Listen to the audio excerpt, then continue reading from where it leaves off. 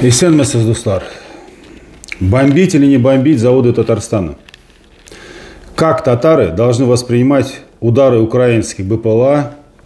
Как мы должны воспринимать взрывы НПЗ и других военных объектов или полувоенных объектов? Дело в том, что эти заводы, эти объекты, военные или полувоенные, не принадлежат татарам. Это русские заводы, работают не только для русской войны в Украине, для уничтожения украинского населения, но и для уничтожения нас, татар.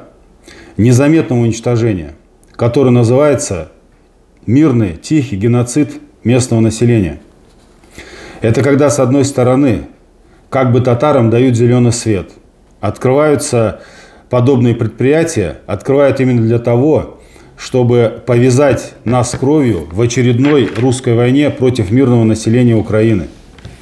Открывают якобы для рабочих мест, хвалят нас якобы за те или иные достижения при помощи таких, как Шаймиев, ставленников Москвы, как Миниханов, который бегает за Путиным чуть ли не на четвереньках, когда тот приезжает на нашу татарскую землю, оскверняя ее.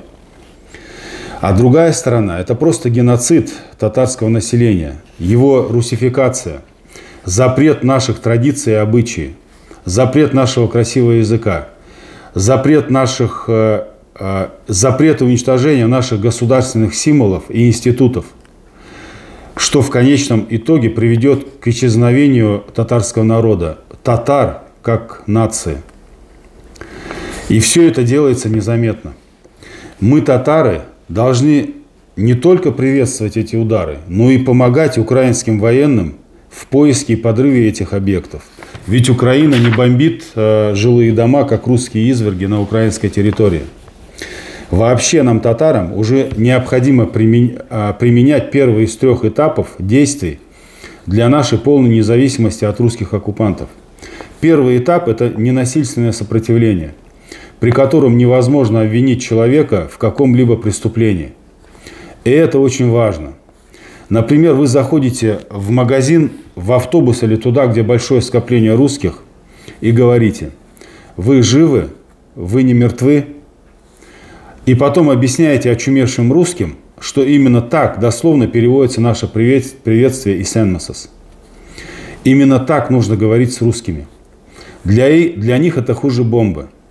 Именно такое приветствие появилось за столетия нашей оккупации русскими. Также татарам необходимо перестать работать на этих военных объектах или околовоенных предприятиях, сотрудничать с прорусскими организациями, активно продвигать татарскую символику, отвергая все русское. Такую философию успешно внедрял в свое время Махатма Ганди в Индии, борясь за независимость Индии от Великобритании, будучи политическим и духовным лидером. По его инициативе индийцы просто прибегали к бойкоту британских товаров и учреждений. И это дало результат. В итоге в 1947 году Индия стала независимым государством от Великобритании. Конечно, такое сопротивление для нас не даст такого большого эффекта, как в Индии, потому что мы физически не сильно, к сожалению, отличаемся от русских оккупантов, в отличие от индус и от англичан. И потом очень важную роль в Индии сыграла духовность, разные религии, кастовость, которые очень сильно ограничивали и запрещали смешанные браки, в отличие, к сожалению, от наших реалий. Но все же это даст нам результат, если это делать на постоянной основе, и мы будем идти этап за этапом.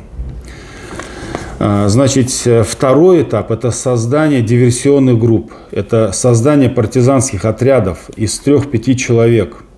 Это бескровные диверсии на военных предприятиях, военкоматах, зданиях ФСБ и подобных объектах, которые непосредственно связаны с русскими карательными органами.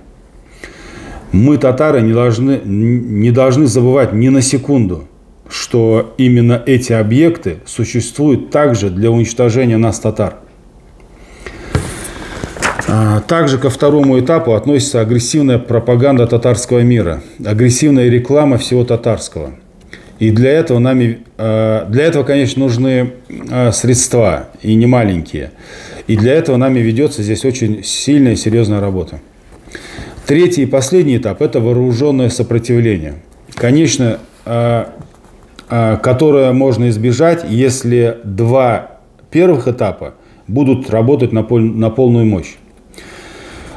Именно поэтому нами создана политическая партия Янарыш Татар Халык Партиясы, чтобы вокруг этого, казалось бы, простого, но очень важного для татар сейчас слова Янарыш, возрождение, как можно больше объединилось татар.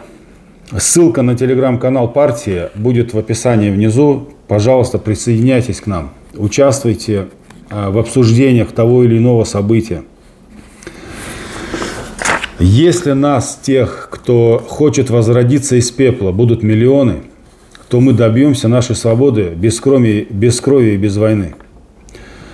А это зависит только от нас. Для нас, для татар, сегодняшние взрывы на военных объектах русских оккупантов, которые проводят доблестные украинские военные, являются тренировкой для наших будущих побед.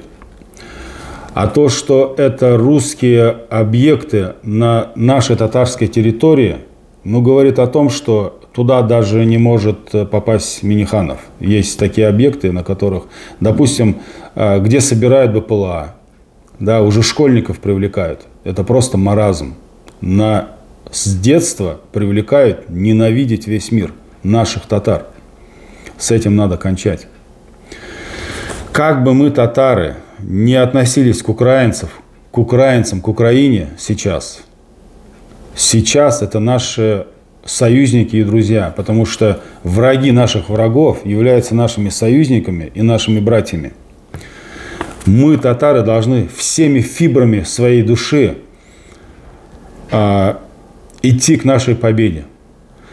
Мы должны ложиться спать и просыпаться только с одной мыслью. С мыслью о нашей свободе. Мы, татары, мы обязательно освободим нашу землю. Мы сильный духом народ. Бигзу Рахмат Сизге.